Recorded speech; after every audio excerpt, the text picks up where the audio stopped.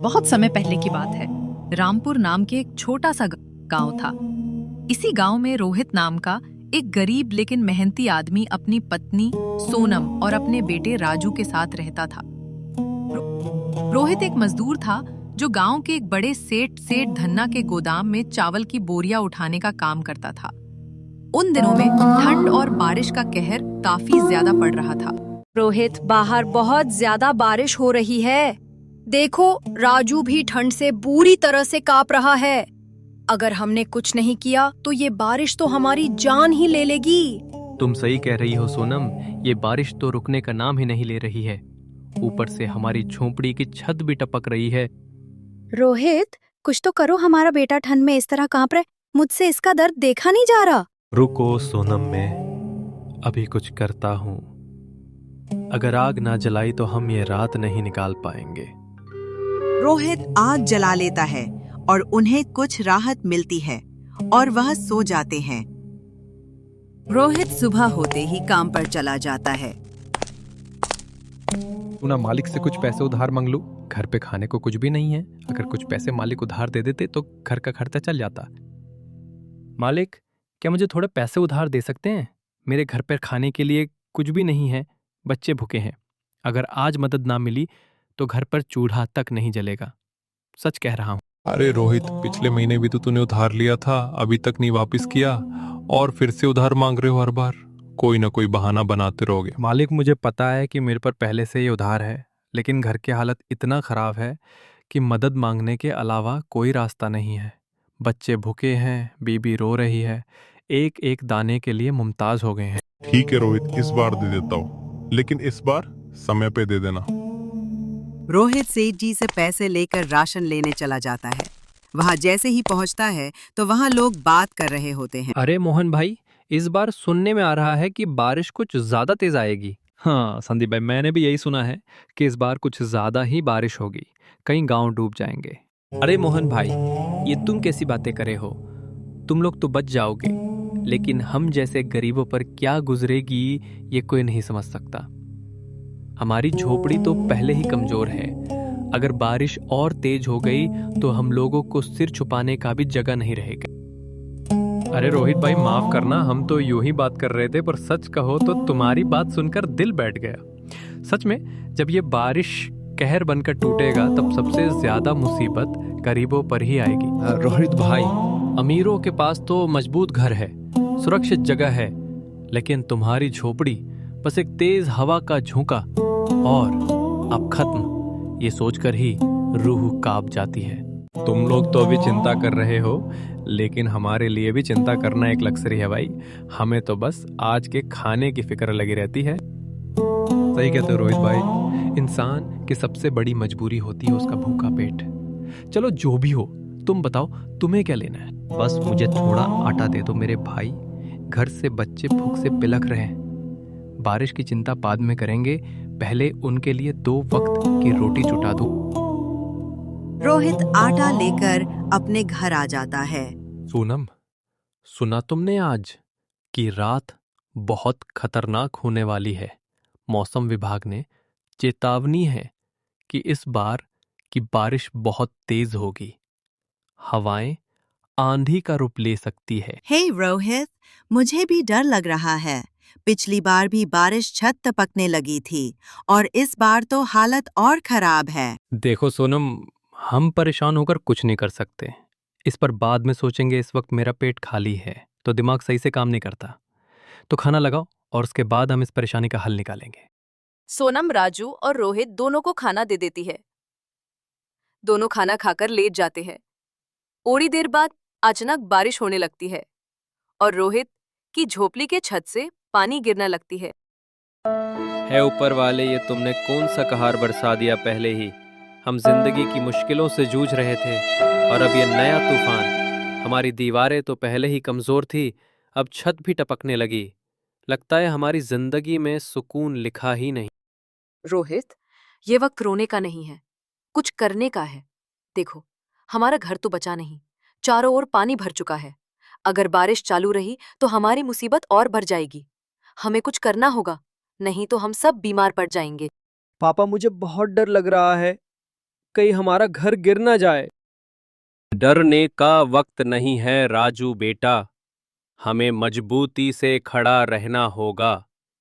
आज की रात जैसे तैसे हमें काटनी होगी, लेकिन सुबह होते ही मैं इस हालत से लड़ने का कोई न कोई रास्ता निकाल लूंगा। ये बारिश हमें हरा नहीं सकती, हमें इस मुश्किल से बाहर निकलना ही होगा। जैसे तैसे करके ये रात गुजार लेते हैं। रोहित अब और नहीं, इस घर में ज्यादा देर नहीं रुक सकते। छत टपक रही है, दीवारें कमजोर हो चुकी हैं। अगर ये बारिश यूं ही जारी रही तो ये घर किसी भी वक्त गिर सकता है। हमें यहाँ से निकलना ही होगा। तुम बिल्कुल सही कह रही हो सोनम। अब यहाँ पे एक पल के लिए भी रुकना हमारे जान के लिए खतरा बन सकता है। लेकिन जाने से पहले हमें ये देखना होगा कि बाहर हालत कैसे हैं। अब मैं ज़रा यहीं तक जा रहा हूँ, इस बारिश और तूफान के बीच जाके देखूंगा कि कोई मदद मिल सकती है। रोहित जैसे ही मंदिर के पास जाता है तो वो देखता है कि कोई बड़ा सेठ कंबल बांट रहा होता है। रोहित भी कंबल लेने चला जाता है। सेठ जी, मैं बहुत गरीब हूँ, मेरे ऊपर दुखों का पहाड़ टूट पड़ा है। कल रात हुई तेज बारिश ने मेरी झोपड़ी को उड़ा दिया और अब मेरे पास सिर छुपाने की जगह नहीं बची। ठंड से मेरी हड्डियां कांप रही है, बच्चे भूखे और सर्दी से रो रहे हैं। आपसे हाथ जोड़कर विनती करता हूँ। अरे भाई, मत दुखी हो, मेरे पास भगवान का दिया बहुत कुछ है। अगर यही धन जरूरतमंद के काम ना आए तो उसका क्या फायदा। और हम ये कंबल बांटने के लिए ही लाए हैं कि ठंड में कोई गरीब परेशान न हो। तुम्हारी हालत देखकर मैं समझ सकता हूं कि तुम्हें इस कंबल की सबसे ज्यादा जरूरत है। ये लो, 2 नहीं बल्कि 3 कंबल ले जाओ ताकि तुम्हारे बच्चे भी ठंड से बच सके। अगर किसी और चीज की जरूरत हो तो मुझे बता देना। रोहित कंबल लेकर अपने घर आ जाता है। सोनम, मैं कंबल तो लेकर आ गया हूँ, लेकिन हम इस खंडहर जैसे घर में रहेंगे कैसे? देखो, इसकी दीवारें तक आधी गिर चुकी है, छत जगह से टपक रही है। हमें कोई और ठिकाना ढूंढना चाहिए। रोहित, डरने की कोई बात नहीं। यह घर टूटा जरूर है, लेकिन इसे फिर से खड़ा किया जा सकता है। हमने इससे भी बुरे हालात देखे हैं और हर बार हम डट कर खड़े हुए हैं। इस बार भी हार नहीं मानेंगे। हम सब कुछ नहीं तो थोड़ा बहुत तो कर ही सकते हैं। देखो, यह कंबल जो तुम लेकर आए हो, इसे हम छत पर डाल देंगे ताकि बारिश अंदर ना आ सके। मैं अंदर से कुछ टूटी हुई लकड़ियां और ईंट इकट्ठा कर लूंगी। मिलकर थोड़ा थोड़ा ठीक करेंगे। तभी वहां रोहित का सेठ आ जाता है। सुन बे रोहित, तुझे याद है ना, कुछ दिन पहले तू मुझसे पैसे उधार लेकर गया था। तुझे कहा था कि समय पर लौटा देना, लेकिन आज तक तूने एक पैसा भी वापस नहीं किया। मैं कोई दान पुण्य का धंधा नहीं करता। हाँ सेठ जी, मेरी मजबूरी तो देखिए। मेरा घर उजड़ गया, छत गिर चुकी है और इस बारिश में मेरे बच्चों को छिपाने के लिए भी कोई जगह नहीं बची। मैं कहां से पैसे लाऊं? मेरे पास अब कुछ भी नहीं बचा। लेकिन मैं वादा करता हूं, जैसे ही हालात ठीक होंगे मैं आपका उधार चुका दूंगा। हाँ, वक्त दे दूं। और तू क्या समझता है, मैं तेरा कोई रिश्तेदार हूं जो तुझे यूं ही वक्त पर वक्त देता रहूं? मैंने तेरा ठेका नहीं ले रखा। रोहित, अब तू काम पर भी नहीं आ रहा तो मेरा नुकसान कौन भरेगा? इसीलिए मैंने फैसला किया है, आज से तेरे घर की यह जमीन मेरी हुई। सेठ जी, ऐसा मत कीज, अगर आपने मेरा घर छीन लिया तो मैं और मेरे बच्चे कहाँ जाएंगे? यह बारिश हमें मार डालेगी।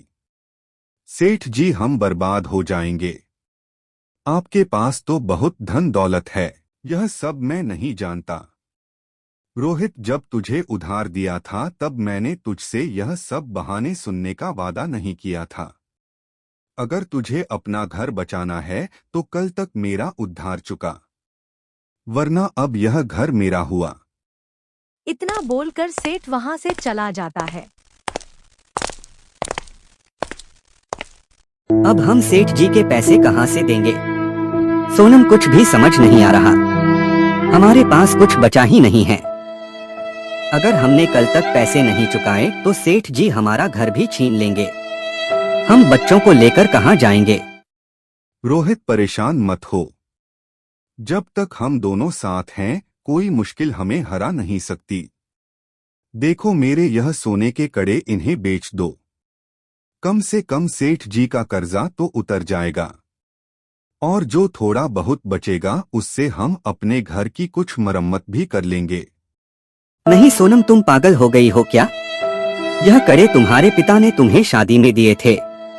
उनकी आखिरी निशानी है। मैं तुम्हें इन्हें बेचने नहीं दूंगा। हमें पहले भी इससे भी ज्यादा बुरे हालातों का सामना करना पड़ा है। नहीं रोहित, कोई लेकिन नहीं। यह कड़े किसी शौक के लिए नहीं बल्कि हमारी जरूरत के लिए जा रहे हैं।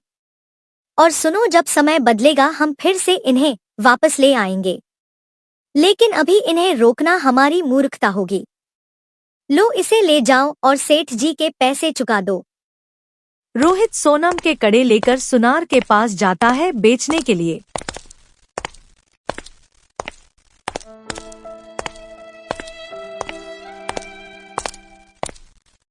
अरे रोहित भाई, कैसे आना हुआ? बड़े दिनों बाद दिखाई दिए। क्या काम है? रामा भाई, आप ही ये कड़े ले लीजिए और मुझे पैसे दे दीजिए। रोहित रामा से पैसे लेकर सेठ जी को देने चला जाता है। वह सेठ जी को पैसे दे देता है और अपने घर की ओर निकल पड़ता है। रोहित और सोनम अपने घर में खुशी खुशी रहने लगे।